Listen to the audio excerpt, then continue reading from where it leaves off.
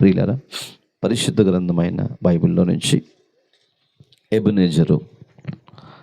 Ebenezer గురించి మాట్లాడుకుంటున్నాం.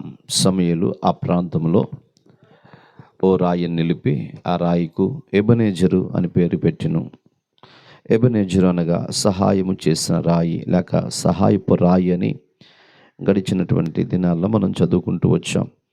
వాళ్ళ ప్రయాణములో వాళ్ళు చేసినటువంటి పనుల గురించి మనం చదువుకుంటూ వచ్చినటువంటి తీరును కాస్త గమనించగలిగినప్పుడు అక్కడ కొన్ని మాటలు మనం చదువుకున్నాం. వారు అరణ్యములో ఇశ్రాయేలీయులు ఏం చేశారంటే దేవునికి దుఃఖాన్ని కలిగించారు, దేవునికి బాధను కలిగించారు. అప్పుడు దేవుడు వారిని ఎవరికి అప్పగించాడు? దోచుకునే వారికి అప్పగించాడు. ఆ మాటలు ఒకసారి చదవండి వెళ్ళి.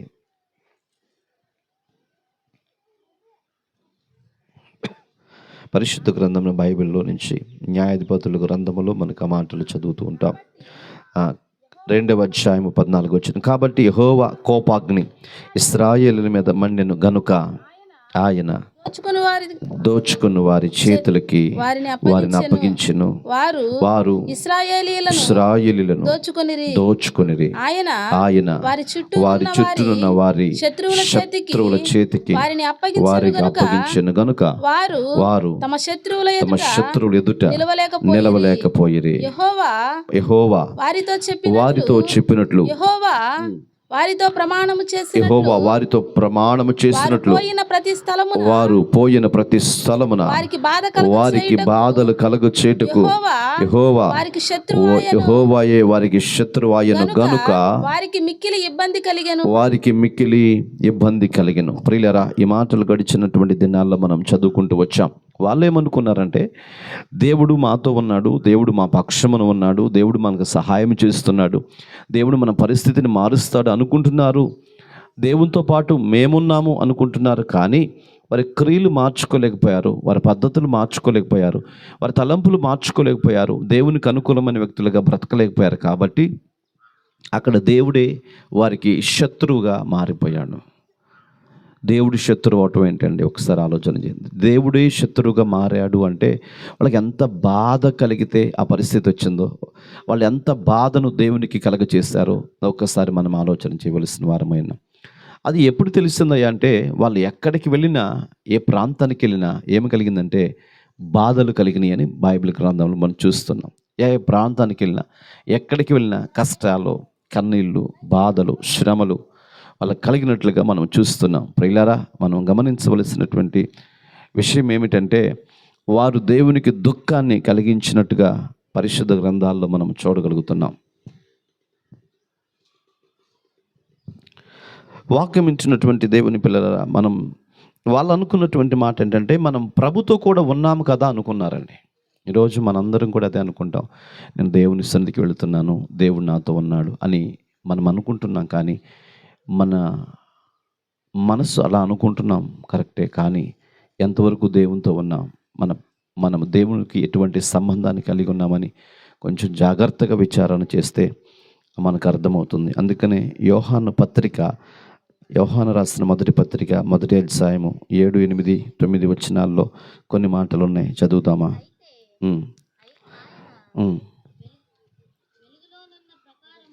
ఆయన వెలుగులో ఉన్న ప్రకారము మనమును వెలుగులో నడిచిన ఎడల మనము అన్యోన్య సహవాసం కలిగిన వారమై ఉందుము. అప్పుడు ఆయన కుమారుడైన క్రీస్తు రక్తము ప్రతి పాపము నుండి మనలను పవిత్రులుగా చేయును. బైబిల్ చెప్తున్నమాట ఇక్కడ చక్కగా మరి చూడండి. అయితే ఆయన వెలుగులో ఉన్న ప్రకారము ఆయన అంటున్నాడు, నేను లోకానికి వెలుగై ఉన్నాను. నిజమైన వెలుగుండెను, అది లోకములోకి వచ్చాను, లోకములోకి వచ్చి ప్రతి వారిని వెలిగించెను. కానీ కొంతమంది మాత్రం దానిని గ్రహించారు, మరికొంతమంది చీకటిలోనే ఉన్నారు, చీకటి క్రియల్లోనే ఉండిపోయారని లేఖనాలు సెలవిస్తూ ఉన్నాయి. ప్రియులారా, వాక్యము చెప్పినట్లుగా ఆయన వెలుగులో ఉన్న ప్రకారము మనమును వెలుగులో నడిచిన ఎడల. ఎక్కడ నడవాలంటండి?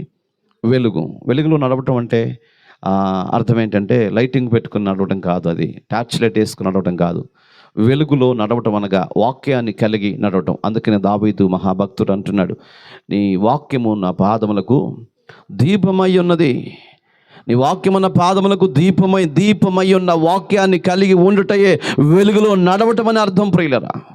రోజు వాక్యాన్ని చాలామంది లక్ష్య పెట్టరండి. పాటలకు సమయాన్ని ఇస్తారు, ఇంకా మిగతా కార్యక్రమాలకి సమయాన్ని ఇస్తారు. వాక్యం వినటానికి మనస్సు మళ్ళించలేరు. వాక్యం చెబుతున్నప్పుడే బైబిల్ అయితే ఓపెన్ చేస్తారు, బైబిల్ అయితే చదువుతూ ఉంటారు. వారి ధ్యాస ఆలోచన ఎక్కడెక్కడో తిరుగుతూ ఉంటుంది ప్రియులరా. ఎందుకంటే సాతాను దేవుని వాక్యము లోతుల్లోకి నడవనీయదు. మనిషిని నడవనీయకుండా రకరకాల ఆలోచనలు కలిగిస్తూ ఉంటుంది. మన మైండ్ అంతా ఎక్కడో తిరుగుతూ ఉంటుంది. మనుషులు ఇక్కడే ఉంటాం, కానీ మైండ్ ఎక్కడో తిరుగుతూ ఉంటుంది ప్రియులరా. వాక్యం దగ్గర కూర్చున్నప్పుడే నిద్ర వచ్చింది. పాటలు పాడినంతసేపు నిద్ర రాదు. ఇంకా నాట్యం ఆడుతూ పిల్లలు డ్యాన్స్ చేస్తున్నప్పుడు రాదు. పలహారం పెట్టేటప్పుడు నిద్ర రాదు. కానీ వాక్యం చెప్పేటప్పుడు ప్రతి ఒక్క వ్యక్తికి నిద్ర కలక చేస్తుంది. ఎవరంటే సాతాను. వాక్యమును విన్నీకుండా చేస్తుంది. అది మనం తప్పేం లేదండి. సాతానే మనిషిని పిండి పిండి పిండి పిప్పుగా మార్చింది. గత రాత్రి మీకు జ్ఞాపకం చేస్తూ వచ్చాను. పచ్చని చెట్టు, ఆ చెట్టు ఏ చెట్టు అంటే ద్రాక్షవల్లి, అంజూరపు చెట్టు. ఆ చెట్టు మీదకి 4 రకాలైన పురుగులు వచ్చినాయి. ఆ చెట్టుని తిని తిని తిని చివరికి ఏం చేసినాయి అంట, కొరికేసినాయి అంటండి. 3గా మారిపోయిన చెట్టు, తుత్తునీలుగా అయిపోయిందంటండి చెట్టు. ఎంత సస్యశ్యామలముగా ఉన్నటువంటి చెట్టు తుత్తునీలుగా అయిపోతే ఎంత బాధ ఉంటుందో ఒక్కసారి ఆలోచన చేయండి. మరలా అది సిగురించాలి, అది మరలా ఆ శక్తిని పొందుకోవాలి, బలం రావాలి, తేజస్సు రావాలి, పూత వేయాలి. చాలా టైం పడుతుందండి. ఈ 4 పురుగులు సాతాను సంబంధమైనవి. ఈ 4 వీటి గురించి దేవుని చిత్తమైతే మీకు తర్వాత జ్ఞాపకంలో తీసుకుని వస్తాను. ఇవి మనిషిని ఎలా పట్టి పీడిస్తున్నాయో, ఎలా తుత్తునీలుగా మారుస్తున్నాయో, ఎలా మూడులాగా మారుస్తున్నాయో మనం తర్వాత సెక్షన్లో మనం నేర్చుకుందాం. అయితే ఇలాంటివన్నీ కూడా వాక్యపు వెలుగులోకి నడవనీయకుండా, వాక్యపు లోతుల్లోకి నడవనీయకుండా, వాక్యము సమృద్ధిగా ఉండవలసిన హృదయాల్లో వాక్యం ఉండకుండా లోకములో ఉన్నటువంటి ఆశలు ఆలోచనలు మాత్రమే మన జీవితాల్లో ముంచెత్తుతున్నాయి ప్రియులారా. ఏ వ్యక్తి అయితే వాక్యము పైన ఆధారపడతాడో, వాక్యము ప్రకారం నడుస్తాడో ఆ వ్యక్తి వెలుగులో ఉన్నట్లే. దేవునికి మహిమ కలుగును గాక. వెలుగులో ఉన్నటువంటి వ్యక్తి ఏ చీకట్లో నడిచినా అక్కడ వెలుగుమయమైపోతుంది. ఆ ప్రాంతం అంతా వెలుగైపోతుంది. అందుకనే పరిశుద్ధ గ్రంథం బైబిల్లో యెహోషువ అనే ఒక వ్యక్తి కనపడతాడు. అతడు వాక్యపు లోతులో నడిచినటువంటి వ్యక్తి అండి. యెహోషువ ఉన్నతమైనటువంటి పరిచర్య విధానం కలిగిన వ్యక్తి. అలాంటి ఆలోచన విధానం కలిగినటువంటి వాడుగా ఉన్నాడు. కాబట్టి దేవుని వాక్యములు యెహోషువతో దేవుడు అంటాడు, యెహోషువ నువ్వు అడుగుపెట్టే ప్రతి స్థలములో నేను నీతో ఉంటాను. దేవునికి మహిమ కలుగును గాక. యెహోషువ జీవితంలో ఏముందంట, వాక్యం ఉన్నది. అందుకనే మీరు ఎవరిని సేవిస్తారో నాకు తెలియదు. అమోరీల దేవతలను సేవిస్తారో, మిగతా బయలు దేవతలను సేవిస్తారో నాకు తెలియదు. కానీ నేనును నా ఇంటి వారు జీవము కలిగిన సజీవుడైన యెహోవాను మాత్రమే సేవిస్తామని ఒక నినాదాన్ని చెప్పాడు అక్కడ. అంటే ఆయన గుండె లోతులు ఎవరన్నారండి, దేవుడే ఉన్నాడు. దేవుని వాక్యము యెహోషువలో ఉంది కాబట్టి ఆ వాక్యము ప్రకారం నడుచుకున్నాడు. కాబట్టి ప్రభు అంటున్నాడు, నువ్వు ఎక్కడ అడుగు పెడితే అక్కడ అద్భుతం జరుగుతుంది. నువ్వు అడుగుపెట్టిన ప్రతి స్థలాన్ని నీకు ఇచ్చేస్తాను స్వాస్థ్యముగా. నువ్వు అడుగుపెట్టిన ప్రతి స్థలంలో ఆశీర్వాదాన్ని నువ్వు చూస్తావని దేవుడు చెప్పాడు. ఆ ప్రకారమే యెహోషువ ఎక్కడికి వెళ్ళినా అవరోధాలు, కష్టాలు, కన్నీళ్ళు, శ్రమలు ఎన్నొచ్చినా వాటన్నిటి మధ్య దేవుడు తోడుగా నడిపించాడు. కాబట్టి బైబిల్ చెప్తుంది, ఆయన వెలుగులో ఉన్నట్లుగా నీవు కూడా వెలుగు కలిగిన వారమై ఉండాలి. ఏది ఆ వెలుగంటే వాక్యమే వెలుగై ఉన్నది. దేవునికి స్తోత్రం. నిజమైన వెలుగుండిన అది లోకంలోకి వచ్చింది. ఏది ఆ వెలుగంటే యేసుక్రీస్తు ప్రభువారే లోకానికి వెలుగై ఉన్నాడు. ఆయన లోకంలోకి వచ్చాడు, నిన్ను నన్ను వెలిగించాడు. వెలిగించబడిన మనం వెలుగు సంబంధం అయి ఉండాలి. కానీ మరలా చీకటి ఛాయల్లోకి, చీకటి సంబంధమైన వాటిలోకి మనం వెళ్ళకూడదు. మనం జాగ్రత్తగా మన జీవితాన్ని కాపాడుకునే రీతిలో ఉండాలని బైబిల్ సెలవిస్తుంది. అదే మాటలు ఇక్కడ రాస్తున్నాడు, చదవండి. మీరు వెలుగు కలిగినటువంటి వారై నడుచుకోవాలి. మనం అన్యోన్య సహవాసం కలిగిన వారమై ఉందుము. వెలుగు లేకపోతే దేవునితో సహవాసం మనకు ఉండదండి. వాక్యము మనలో లేకపోతే దేవునితో సంబంధం మనకి ఉండదండి. పేతురు ఒక దినాన యేసుక్రీస్తు ప్రభువారు ఆ పాద పరిచర్య చేస్తూ అందరి కాళ్ళు కడుగుతుంటే, మీరేంటయ్యా నా కాళ్ళు కడగటం ఏంటయ్యా అని అంటుంటే, నాలో నీకు పాలు ఉండదు పేతురు అని చెప్పాడు. అప్పుడు అంటాడు పేతురు, నా కాళ్ళు కాదు, నా నిలువెల్లా కడిగేసేయండి అయ్యా, నీలో నాకు పాలు కావాలి. ప్రభురాత్రి సంస్కారాధనలో పాల్గొన్నప్పుడు కూడా మనం ప్రతిసారి మాట్లాడుకునేటువంటి చదువుకునేటువంటి వాక్యము ఏమిటి అంటే, ఆ ప్రభురాత్రి సంస్కారాధన గనక మనం తీసుకోకపోతే దేవుల్లో మనకేమి లేదంట, సంబంధం లేని వారుగా, సహవాసం లేని వారుగా ఉండిపోతామని బైబిల్ సెలవిస్తుంది. ఇక్కడ అంటున్నాడు, ఆయన వెలుగులో ఉన్న ప్రకారం మీరు కూడా వెలుగులో నడుచుకోండి. అలా ఉన్నప్పుడే ఆయనతో అన్యోన్య సహవాసం కలిగిన వారమై ఉందుము. అప్పుడు ఆయన కుమారుడైన క్రీస్తు రక్తము, దేవునికి మహిమ కలుగును గాక, ఆయన కుమారుడైన క్రీస్తు రక్తము ప్రతి పాపముల నుంచి మనల్ని పవిత్రులుగా మారుస్తుంది. ఏ పాపం అంటండి? ప్రతి పాపము. ప్రతి పాపానికి విరుగుడు యేసయ్య రక్తం ఒక్కటే, యేసయ్య కృప ఒక్కటే. కృప ద్వారానే మన పాపములు పరిహరించబడతాయి. దేవుని దయ, దేవుని వాత్సల్యత ద్వారానే మన పాపములు పరిహరించబడతాయి ప్రియులారా. అందుకనే ప్రతి వ్యక్తి కూడా కృపను సంపాదించుకోవలసిన వారమై ఉన్నాం. బైబిల్లో కూడా దావీదు మహారాజు అంటాడు, ఎంతసేపు నీ కృప చేత నన్ను నింపయ్యా, నీ కృప నాకు తోడుగా ఉండనివ్వండి ప్రభుని కృప కొరకు ఎదురు చూస్తూ ఉంటాడు. కృప అనగా దేవుని దయ, దేవుని వాత్సల్యత. రోజు మనిషికి కావాల్సింది ఏంటయ్యా అంటే కృప, దయ. ఒక వ్యక్తి భిక్షమడుకుంటూ మన ఇంటికి వస్తారు. వచ్చినప్పుడు ఆ వ్యక్తిని మనం చూడగానే కొంతమందిని చూస్తే ఎలా అనిపించింది? మనకి పెట్టాలనిపించింది. కొంతమంది చూస్తే కొట్టాలనిపించే వాళ్ళు ఎక్కువ మంది ఉన్నట్టున్నారు. పెట్టాలనిపించింది కొంతమంది. అంటే వాళ్ళ ముఖాన్ని చూడగానే, అలా ముఖంలో ఉన్నటువంటి ఆ బాధ చూడగానే మనం తినేది కూడా ఇచ్చేద్దామనిపించింది. నా జీవితంలో చాలా సందర్భాల్లో, నేను ట్రైన్లో అలా ప్రయాణం చేస్తున్న సందర్భాల్లో ఇలా చాలా సిచ్యువేషన్లు ఎదురైనాయి. ట్రైన్ దిగి ఇంకోటి కొనలేను గబక్కన, అది ట్రైన్ దిగటలేదు, తినేది వాళ్ళకి ఇచ్చేసాను చాలా సందర్భం. అప్పుడు వాళ్ళు తీసుకుని వాళ్ళు తింటుంటే వాళ్ళ ముఖంలో ఆనందం చూస్తే ఎంత ఆనందం అండి. కొంతమంది వస్తారండి, వాళ్ళు ఎలా ఉంటారంటే అసలు చూస్తుంటే ఏదో చూసినట్టు భయం అనిపించింది. నా దగ్గర ఉండి కూడా లేదు, వెళ్ళిపోమని చెప్తాను. అది నిజమే. మీరు అనుకున్నట్లుగా, మనం అనుకున్నట్లుగా, మన పూర్వీకులు చెప్పినట్లుగా కొంతమందిని చూస్తే పెట్టబుద్ధి, కొంతమందిని చూస్తే కొట్టబుద్ధి కాదు తిట్టబుద్ధి అయింది. మీరు అక్కడే అచ్చు తప్పు పడుతున్నారు. కొట్టబుద్ధి కాదు, అలానే కొడతాయింది. మనం కొడితే ఊరుకుంటారా? తిట్టబుద్ధి అయింది. ఏమని? రేవులు తాడు చెట్టులాగా పెరిగేవు, అడుక్కోపోతే పని చేసుకొని చావచ్చు అన్నట్టుగా అని తిట్టబుద్ధి అవుతుంది ప్రియులారా. దేవునికి మహిమ కలుగును గాక. లోకంలో మనుషులు తిట్టేది కాదండి. సావుకుడు కోపడ్డాడంటే, సావుకుడు కొంచెం బాధతో మాట్లాడాడంటే ఆ వ్యక్తిని ఎంత ప్రేమిస్తేనే మాట్లాడతాడు. అలా ప్రతిసారి తిడుతుంటే ఒక్కొక్క ఆశీర్వాదం ఎంత బాగుంటుందో తెలుసండి. దేవునికి మహిమ కలుగును గాక. బైబిల్ ఏమంటుందంటే, వెలుగు సంబంధులుగా బ్రతకాలి ప్రతి ఒక్కరూ.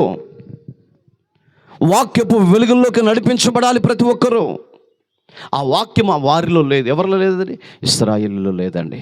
వాళ్ళు ఏమనుకుంటున్నారు? మేము ప్రభు మార్గంలోనే ఉన్నామనుకుంటున్నారు. ఎక్కడే బైబిల్ అంటుంది, ఆ మాట కూడా చదవండి. 8వ వచనం కూడా, మనము పాపము లేని వారమని చెప్పుకొని ఎడల నాలో ఏ పాపం లేదు, నాలో ఏ దోషం లేదు, నేను మంచి వ్యక్తిని అని చెప్పుకోవటం వల్ల మనమే మోసం చేసుకుంటున్నామంటండి. పాపం లేని వారు ఎవరండి? ప్రపంచంలో పాపం లేని వాళ్ళు ఎవరు? అందరినా? పాపం లేని వారు ఎవరంటే యేసయ్య ఒక్కడే. దేవునికి మహిమ కలుగును గాక. ఆయన అన్నాడు, ప్రపంచానికి రుజువు ఇచ్చాడు, ప్రపంచానికి ఛాలెంజ్ చేశాడు, నాలో పాపం ఉందని మీలో ఎవరైనా నిరూపించగలరా అని అడిగాడండి. ఎవరు నిరూపించలేకపోయారండి. ఆయనలో పాపం లేదు, పరిశుద్ధుడు. సుమారు 280 దేశాల్లో క్రిస్మస్ పండుగ జరుగుతుందండి. హల్లెలూయా. ప్రతి ఒక్కరికి ప్రపంచమంతా తెలుసు, యేసు క్రీస్తు ప్రభువారు కన్యకైన మరియ ద్వారా పరిశుద్ధుడిగా లోకానికి వచ్చాడు అని. సెన్సేషనల్ న్యూస్ అండి అది. 280 దేశాలు ఒప్పుకున్నాయి, ఆరాధిస్తున్నాయి. రేపు డిసెంబర్ 25వ తారీఖు ప్రపంచమంతా సంబరాలు జరుగుతున్నాయి ప్రియులరా. నువ్వు నేను చేసేది ఎంత పండగే, చిన్న పండగే. ఏదన్నా ఫంక్షన్లు వచ్చినప్పుడు పెళ్లి చూడండి, ఎంతైనా ఖర్చు పెట్టేస్తాం. ఓణీలు చూడండి, ఎంతైనా ఖర్చు పెడతాం. లుంగీలు ఫంక్షన్ ఖర్చు పెట్టేస్తాం. చచ్చిపోయినా ఖర్చు పెడతాం. తర్వాత ఆ చచ్చిపోయినోడికి మళ్ళీ సంవత్సరానికి మళ్ళీ ఖర్చు పెడతాం. యేసయ్య పుట్టాడని ప్రపంచానికి చాటి చెప్పడానికి ఒక క్యాండిల్కు మాత్రమే కొనుక్కొస్తాం, అంతకుమించి ఏమి చేయలేము. ఉదయాన్ని లేచి ముసుకేసుకొని కనీసం ముఖం కూడా కడుక్కోకుండా ఆ క్యాండిల్ పట్టుకుని యేసయ్య పుట్టాడు అన్నట్టుగా వస్తాం అంతే. యేసయ్య పుట్టాడంటే ప్రపంచానికి సంబరం అండి, ప్రపంచానికి సంతోషం అండి. ఆ ప్రపంచం సంగతి పక్కన పెడితే నీ జీవితానికే సంతోషాన్ని, నీ జీవితానికే, నీ పాపానికి విరుగుడు తెచ్చిన వ్యక్తి వచ్చాడంటే, మోక్షానికి నడిపించే వ్యక్తి, ఒక వ్యక్తి పుట్టాడంటే ఎంత సంబరం చేయాలి, ఎంత అరచి పెట్టాలి, ఎంత అద్భుతంగా పండగ చేసుకోవాలండి. ఇండియాలో తప్ప అన్ని దేశాల్లో ఇదే గొప్ప ఘనమైన పండగ. ఈయనకి జరిగినట్లుగా ఎక్కడ ప్రపంచంలో జరగదండి ఏ పండగ కూడా. దీనికి కొన్న బట్టలు, ఈ పండగ కొన్న బట్టలు ప్రపంచంలో ఏ పండగ కూడా కొనరండి. దేవునికి మహిమ కలుగును గాక. హల్లెలూయా, హల్లెలూయా. నేను ఈ ప్రాంతానికి తెలుసు, మునుగుతురు ప్రాంతానికి తెలుసు, మాసారం ప్రాంతానికి తెలుసు, ఇంకా కొన్ని ప్రాంతాలకు తెలుసు అంతే. కొంతమంది దేవుళ్ళు, దేవతలు అనబడుచున్న వాళ్ళు ఆ ప్రాంతానికి మాత్రమే పరిమితం అయిపోతూ ఉంటారు. ఆ కులానికి పరిమితం అయిపోతారు, వంశానికి పరిమితం అయిపోతూ ఉంటారు, రాష్ట్రానికి పరిమితం అయిపోతూ ఉంటారు, దేశానికి పరిమితం అయిపోతూ ఉంటారు. ఒక్కొక్కరు ఒక్కొక్క ప్రాంతం వరకే చెల్లుతారు. ఉదాహరణకు మీకు చెప్పాలంటే ఎమ్మెల్యే ఉన్నాడు, ఇదే ఏ ఎమ్మెల్యే, ఇది కూర్చునిపూడే రేపల్లె నియోజకవర్గానికి సంబంధించిన వ్యక్తి బహుశా చెరుగుపల్లి వరకే వస్తాడు అనుకుంటా. అక్కడి నుంచి మళ్ళీ మారిపోతారండి. ఈ ప్రాంతం వరకే. ఇది దాటి విజయవాడ వెళ్ళి మీ ప్రాంతానికి ఎమ్మెల్యే నేనంటే కుదరదండి. ఇక్కడ వరకే చెల్లుతాడు. దేవునికి మహిమ కలుగును గాక. ఆరాధిస్తున్నటువంటి దేవుళ్ళు, దేవతలు అనబడినటువంటి వాళ్ళు కొన్ని ప్రాంతాల వరకు మాత్రమే పరిమితం అయిపోయారు. కొంతమంది ఒక గ్రామానికి, కొంతమందికి ఒక కులానికి, కొంతమందికి ఒక గోత్రానికి, కొంతమంది ఒక ఏరియాకి, ఒక జిల్లాకి మాత్రమే పరిమితం అయిపోయారండి. ఈ పరిమితమైపోయినటువంటి ఈ వ్యక్తిని వేరే దేశంలోకి వెళ్ళి దేవుడు అంటే ఎవరు నమ్మరు, వినరు, పట్టించుకోరు. దేవునికి మహిమ కలుగును గాక. హల్లెలూయా. అవును, ఎక్కడ పట్టించుకోరండి. ఎవరి గురించి అంటే నేను చెబుతుంది, ప్రపంచములు దేవుళ్ళు, దేవతలు నబడుచున్నటువంటి ఆ ఎవ్వరు కూడా ఎక్కడ చల్లరండి. ఒకే ఒక వ్యక్తి ఉన్నాడండి, ప్రపంచాన్నంతటికి రారాజై ఉన్నాడు. దేవునికి మహిమ కలుగును గాక. ప్రపంచమంతటికి రాజు ఆయన ప్రపంచంలో ప్రతి ఒక్క వ్యక్తికి తెలుసు. ఆయనే యేసుక్రీస్తు ప్రభువారండి. ఆయన పుట్టాడంటే అంత ఆనందం అండి. రాజ్యాంగాన్ని నిర్మించిన, లేకపోతే రాజ్యాంగాన్ని రాసినటువంటి అంబేద్కర్ పుట్టినప్పుడు, లేకపోతే ఆయన చనిపోయినప్పుడు ప్రపంచమంతా చాలామంది సంబరాలు చేసుకుంటుంటారు, సంతోషపడుతుంటారు, పాలతో అభిషేకం చేస్తూ ఉంటారు. మంచిదే, వెరీ గుడ్, వండర్ఫుల్. రాజ్యాంగాన్ని రాసినందుకే ఇంత చేస్తే ప్రపంచాన్ని సృష్టించిన సృష్టికర్త పుడితే ఇంకెంత చేయాలో ఒక్కసారి ఆలోచన చేయండి. ఒక్కసారి ఆలోచన చేయండి ప్రియులారా. కళ్ళ ముందు కనబడే ఒక వ్యక్తికి నువ్వు ఎంత శాస్త్రంటే, ప్రపంచమంతటిని సృష్టించి ప్రపంచమంతటికి కావలసిన వాటిని, వనరులను సమకూర్చి ఆనాటి నుంచి ఈనాటి వరకు మన అక్కర్లు తీరుస్తూ, మన అవసరతలు తీరుస్తూ, తోడుగా నీడగా ఉంటూ మనం నడిపిస్తున్న ఈ సర్వశక్తిమంతుడైన దేవాతి దేవునికి ఇంకెంత సంబరాలు చేయాలండి. ఎందుకు చేయలేకపోతున్నాం? ఎందుకు ఆర్భాటముతో ప్రభుని స్తుతించలేకపోతున్నాం? చేయగలగాలి ప్రియులారా. ఎందుకంటే లోకరక్షకుడు మన కొరకు పుట్టి ఉన్నాడు. నిజమైన వెలుగు లోకంలోకి వచ్చి ఉంది. ఆయనే నజరేయుడైన యేసు ఎందుకు వచ్చాడంటే ప్రపంచాన్ని వెలిగించడానికి, సామ్రాజ్యాన్ని వెలిగించడానికి వచ్చాడు. నిన్ను నన్ను వెలిగించడానికి వచ్చాడు. అంటే మనం ఎక్కడున్నాం? మనం చీకటిలో ఉన్నాం. పరిశుద్ధ గ్రంథం అనే బైబిల్లో ప్రారంభపు అధ్యాయంలోనే, ప్రారంభపు వచనంలోనే చక్కటి మాట అంటాడు. చదవండి ఒకసారి. ప్రారంభపు అధ్యాయము, ప్రారంభపు పుస్తకములోనే, ఆది యందు దేవుడు భూమి ఆకాశమును సృష్టించినట్లనగా భూమి నిరాకారముగాను శూన్యముగాను ఏమీ లేనిదిగా ఉండిపోయిందండి. నిరాకారం, ఆకారం లేదు దానికి. చీకటి అగాధ జలముల పైన కమ్మి ఉన్నది. హల్లెలూయా. భూమి మీద ఏముందంటండి? చీకటి తప్ప ఏమీ లేదండి. చీకటి అగాధ జలముల పైన కమ్మి ఉంది. కాబట్టి ఆ చీకటిని పారదోలడం కోసం, చీకటిని నెట్టివేయటం కోసం ఇదిగో వెలుగు కమ్మని పలకగా వెలుగు కలిగెను. దేవుని పరిశుద్ధ నామమునకు మహిమ కలుగును గాక. చీకటిలో ఉన్న వ్యక్తులకు వెలుగు వచ్చిందండి. రేపు మనం చదువుకుంటాం ఒక మాట. వాళ్ళందరూ గొర్రెలు కాచుకుంటూ ఉన్న సందర్భాల్లో అక్కడికంటే దేవదూత రాగానే వారి చుట్టూ ఏమొచ్చింది? వెలుగు వచ్చిందండి. దేవదూత వెలుగు తీసుకొచ్చిందా? అవునండి, అవును. దేవుడు వెలుగైనప్పుడు ఆ దేవుని దగ్గర పరిచర్య చేసేటువంటి ఈ దేవదూతలు కూడా వెలుగు సంబంధులై ఉండారు. సేమ్ టైం ఆయన ఆరాధిస్తున్న నీవు నేను మనం కూడా వెలుగు సంబంధులమై ఉండాలి. అదే ఈరోజు వర్తమానం. దేవునికి మహిమ కలుగును గాక. హల్లెలూయా. ఆయన వెలుగై ఉన్నాడు, ఆయన దూతలు వెలుగై ఉన్నారు. ఇప్పుడు మనం దూతలమా? మనందరూ చెప్పండి, దూతలమండి. మనం కూడా దేవుని దూతలం అన్నవాళ్ళు పైకెత్తండి. మనం దేవుని దూతలం అన్నవాళ్ళు. మనం దేవుని దూతలం కాదు. మరి ఏ కేటగిరీకి సంబంధించిన వాళ్ళు మనం దేవుని దూతలం కాదండి. క్రియేట్ చేయబడినటువంటి వాళ్ళు. వెలుగు కలుగును గాక, సముద్రము కలుగును గాక, చేపలు కలుగును గాక, ఇలా అన్నిటినీ కలుగును గాక అంట వచ్చాడు. అవన్నీ తయారు చేయబడ్డాయి. స్వంత హస్తాలతో మనం చేయబడ్డాం. ఆయన జీవాన్ని మనలోకి పంపించాడు. ఆయన ఊపిరిని, ఆయన ప్రాణమును మనలోకి పంపించాడు. మనం దూతలమా? కాదు, దూతలు కాదు.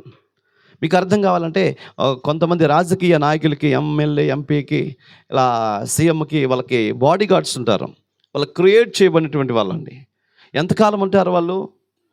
5 సంవత్సరాలు ఉంటారు. తర్వాత ఇదే బ్యాచ్ ఇంకో చోటకి వెళ్ళొచ్చు, లేకపోతే వాళ్ళు రిజైన్ చేయొచ్చు, వాళ్ళని తీసేయచ్చు. పరిగెత్తలేకపోతున్నాడు, తీసేస్తారు. గన్ను కరెక్ట్గా కాల్చలేకపోతున్నాడు, తీసేస్తాడు. కొంతకాలం మాత్రమే వాళ్ళు క్రియేట్ చేయబడినటువంటి వ్యక్తులు వీళ్ళు. కానీ ఆ సీఎం కొడుకున్నాడే, ఎమ్మెల్యే కొడుకున్నాడే, ప్రెసిడెంట్ కొడుకున్నాడే, వీళ్ళందరూ కూడా వారసులై ఉన్నారు. దేవునికి మహిమ కలుగును గాక. హల్లెలూయా. రోజు బైబిల్ ఏమంటుందంటే, మీరెవరు దూతల కాదు, దూతలు కాదండి. ఎవరై అంటే దేవుని వారసులమై ఉన్నాము. దేవునికి మహిమ కలుగును గాక. రోజు మనం ఎవరంటే తండ్రి పిల్లలమండి. మనం ఆ పరలోకపు తండ్రి పిల్లలం. మనం దేవుని చేత నిర్మింపబడి, ఏర్పరచబడి, తాను తన స్వంత హస్తాల చేత మనల్ని నిర్మించాడు, ఏర్పరచుకున్నాడు. తన ప్రాణమే నీలో ఉందండి. హల్లెలూయా. తానే నీలో ఉన్నాడు. నరుని ఆత్మ యెహోవా పెట్టిన దీపం. ఆయన ఆత్మ, ఆయన ప్రాణము, ఆ దీపము నీలో పెట్టాడు ఆయన, మనలో పెట్టాడు ఆయన. అది ఉన్నంతకాలమే నీ ఏ ఆటలు సాగిన భూమి మీద. ఆయన గనక ఆయన పెట్టింది వెనక్కి తీసుకుంటే ఏ ఆటలు సాగవండి. హల్లెలూయా. సూర్యుడు ఉన్నంతసేపే నీ ఆటలు సాగుతాయి భూమి మీద. పొలం వెళ్ళి పని చేస్తావు, కోతలు కోస్తావు, కుప్పలు కట్టేతలు వేస్తావు, ఇవన్నీ చేస్తావు. సూర్యుడు వెళ్ళిపోతుంటే అందరూ ఏమంటారు? అయిపోయింది పదండి, అయిపోయింది పదండి. రాత్రి అంతా చేయకూడదా? రాత్రి అంతా చేయకూడదా? దేవుని పరిశుద్ధ నామమునకు మహిమ ప్రభావములు కలుగునుగాక. మన దేవుడి అంత జ్ఞానం కలిగిన దేవుడు అండి. సూర్యుడు దేవుడు సృష్టిస్తే ఆ సూర్యుడు పగలంతా వస్తాడు, రాత్రి అంతా ఏం చేస్తాడు? పడుకొని నిద్రపోతాడా? పగలంతా వచ్చి రాత్రిపూట నిద్రపోతాడంటే నిద్రపోడండి. సూర్యుడు ఎప్పుడు అస్తమించడు, సూర్యుడు ఎప్పుడు ఆరిపోడు. ఆ దీపం వెలిగించబడిన దేవుని చేత వెలిగించబడిన దీపం ఆరిపోదు. మరి రాత్రికి అటు దిగిపోతున్నాడు కదండి. కాదు, దిగిపోవటం కాదు, వేరే ప్రాంతానికి వెళుతుంది. సూర్యుడు అలాగే ఉన్నాడు. భూమి గిర్రం తిరుగుతుందండి, చాలా వేగవంతంగా తిరుగుతుంది. మనకు ఇక్కడ భూమి మీద ఉన్నాం కాబట్టి మనకు కనబడటం లేదు. భూమి ఎంత వేగంతో తిరుగుతుందో. పగలంతా నువ్వు పని చేసుకుంటున్నావు, రాత్రి అటువైపుకి వెళ్తుంది సూర్యుడు. వేరే దేశాలకు వెళుతున్నాడు. వేరే దేశాలంటే మీరు అనుకుంటున్నారు ఇప్పుడు పగలు 12 అయింది కాబట్టి అమెరికా దేశంలో రాత్రి 12 అయిందని. మధ్యలో కొన్ని దేశాలు ఉన్నాయి. అక్కడేమవుతుంది? రాత్రి 10 గంటలు, రాత్రి 7 గంటలు, రాత్రి 6 గంటలు. ఈ సూర్యుడు 2 సెక్షన్లు కాదండి, ప్రపంచంలో రకరకాల సెక్షన్లు తిరిగేలాగా నా దేవుడు డిజైన్ చేశాడు. దేవునికి మహిమ కలుగునుగాక. హల్లెలూయా.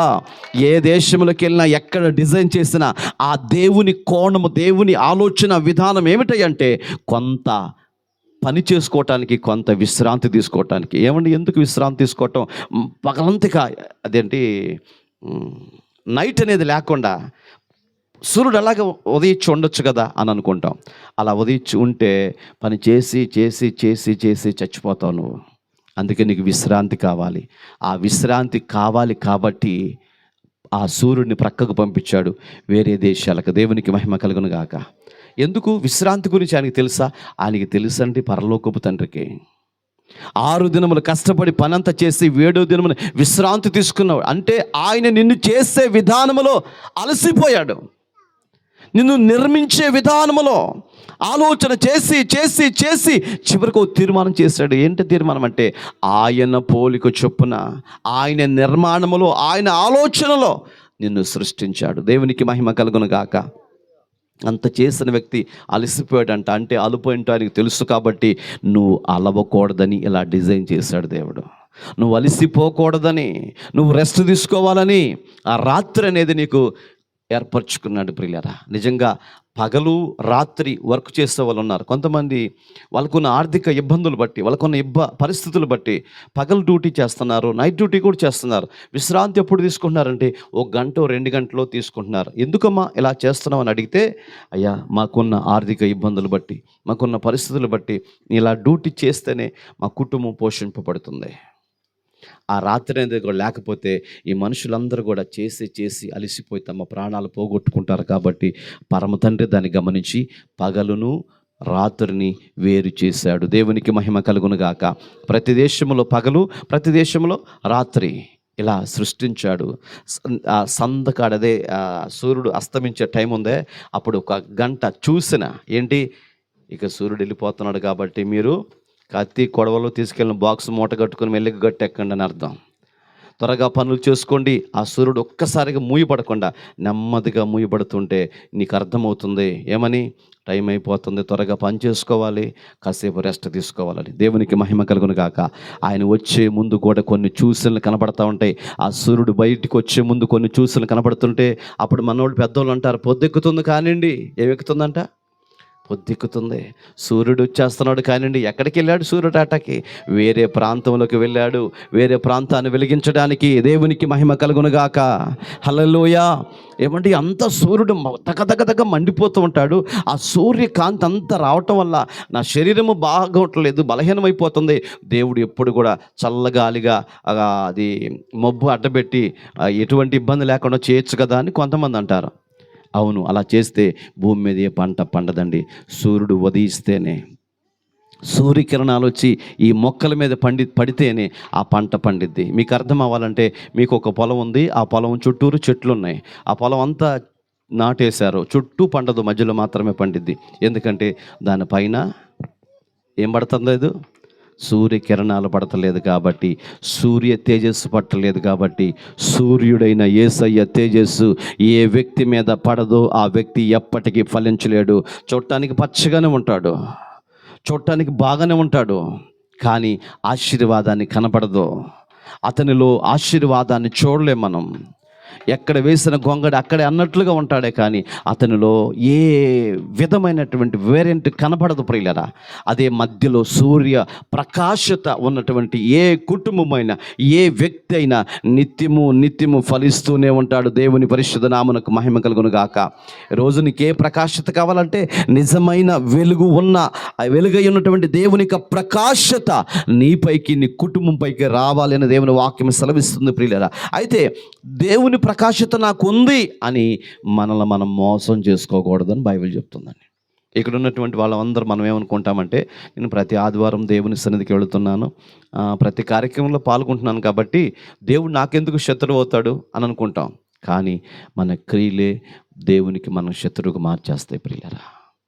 అందుకని ప్రతిదినం అంటే పౌలు గారు అంటాడు, ప్రతిదినం మనం నలగగొట్టుకోవాలి, లేక పరిశోధించుకోవాలి, పరీక్షించుకోవాలి. నేను ఏదైనా పొరపాటు చేశానేమో నాయన, నన్ను క్షమించు నాయన, నీ కృప నాకు దూరం చేయొద్దు ప్రభు అని ప్రతిదినము ప్రతి క్షణము ప్రభుతో మనం మాట్లాడుతూ, ప్రభుతో ప్రార్థన చేసుకుంటూ, మన పాపములు కడుగుకుంటూ దేవునికి దగ్గరైపోతూ ఉండాలి. అందుకని ప్రతి వ్యక్తి కూడా ప్రభు సన్నిధిలో పశ్చాత్తాపడుతూ ప్రార్థన కలిగినటువంటి వ్యక్తులమై ఉండాలి. యోధా రాసిన పత్రికలు అంటాడు, మీరు ప్రార్థన చేసేటప్పుడు పరిశుద్ధ ఆత్మతో నింపబడి ప్రార్థన చేయాలి. హల్లెలూయా. ఎలా ప్రార్థన చేయాలంటండి? ఏదో పలకాలి కదని పలకటం కాదండి, గుండె లోతుల్లో నుంచి ప్రార్థన చేయాలి. ఆ గుండె లోతులో వచ్చే ప్రార్థన, వేదనతో వచ్చిన ప్రార్థన ప్రభు దగ్గరకు చేరుతుంది. త్రోవ పక్కన కూర్చున్నటువంటి గుడ్డివాడు కేకేస్తున్నాడు, ఓ దావీదు కుమారుడా నన్ను దాటిపోవద్దని కేకలు వేస్తుంటే వాళ్ళు వచ్చి అంటున్నారు, అయ్యా నువ్వు కేకేయబోక, అనిపించొద్దు, ప్రభుని డిస్టర్బ్ చేయొద్దని బిగ్గరగా అతన్ని గద్దించారు. అయితే ఆయనకు అర్థమైంది, దావీదు కుమారుడు దాటి వెళ్ళిపోతే ఇక నా జీవితం అంతా, నా బ్రతుకంతా చీకటి అయిపోతుంది అని ఆలోచన చేసి మరెక్కువ కేకలు వేయటం ప్రారంభించాడండి. ఆ ఆర్తనాదం నా దేవుడు విన్నాడు. వెళ్ళేటువంటి వ్యక్తి వెంటనే ఆగిపోయి అతని దగ్గరికి తీసుకున్నాడు. అతనికి ఉన్నటువంటి బాధను తొలగించాడు. దేవుని పరిశుద్ధ నామమునకు మహిమ ప్రభావములు కలుగునుగాక. హల్లెలూయా. అయితే బైబిల్ ఉంటుంది, మనము పాపము లేని వారమని చెప్పుకుని ఎడల మనలో మనమే మోసపుచ్చుకుంటున్నాము. మనలో సత్యం ఉండదు, సత్యవాక్యం ఉండదు, సత్య స్థాపన మనలో కనబడదు. అందుకని మనం మోసం చేసుకునే వారుగా ఉండకూడదండి. ఆ సత్యం వైపు మనం నడిపించబడాలి. తర్వాత మాట మనం చదువుదాం. మన పాపములు మనం ఒప్పుకొని ఎడల ఆయన నమ్మదగిన వాడు. మన పాపములు మనం ఏం చేయాలంటండి? ఒప్పుకోవాలి. రెండవ మాట అంటాడు, విడిచిపెట్టాలి. ఒప్పుకొని మళ్ళీ పాపం చేస్తే దేవుడు ఎట్టి పరిస్థితులు క్షమించడండి. పాపం అనేది ఒప్పుకున్న తర్వాత దాన్ని విడిచిపెట్టాలి, దాన్ని తరిమేసేయాలి. ఇంకా ఆ పాపం జోలికి మన మనసు మళ్ళించకూడదు, ఆ పాపం జోలికి మనం వెళ్ళకూడదు ప్రియులారా. అలా చేసినప్పుడంట ఆ పాపములు దేవుడు మనకి దూరం చేస్తాడని బైబిల్ సెలవిస్తుంది. అదే మాట చక్కగా అంటున్నాడు, మన పాపములు మనం ఒప్పుకొని ఎడల ఆయన నమ్మదగిన వాడును నీతిమంతుడును గనుక ఆయన మన పాపములు క్షమించి సమస్త దుర్నీతి నుండి మనల్ని పవిత్రులుగా చేయగలిగిన సమర్థుడు యేసయ్య రక్తం మాత్రమే. హల్లెలూయా, హల్లెలూయా. మన పాపములు ఒప్పుకొని ఏం చేయాలంటండి? కప్పుకోవాలా? ఒప్పుకొని ఏం చేయాలి? దాన్ని విడిచిపెట్టాలి. అప్పుడు మనం ఏమవుతామంటే పవిత్రులుగా మార్చబడతాం, పరిశుద్ధులుగా మార్చబడతాం. బైబిల్ సెలవిస్తుంది. పాపం ఒప్పుకుందాం, పరిశుద్ధపరచబడదాం. 10వ వచనం చదువుదామా. మనము పాపము చేయలేదని చెప్పుకుని ఎడల ఆయను అబద్ధికునిగా చేయవారమగుదుము, మరియు ఆయన వాక్యము మనలో ఉండదు.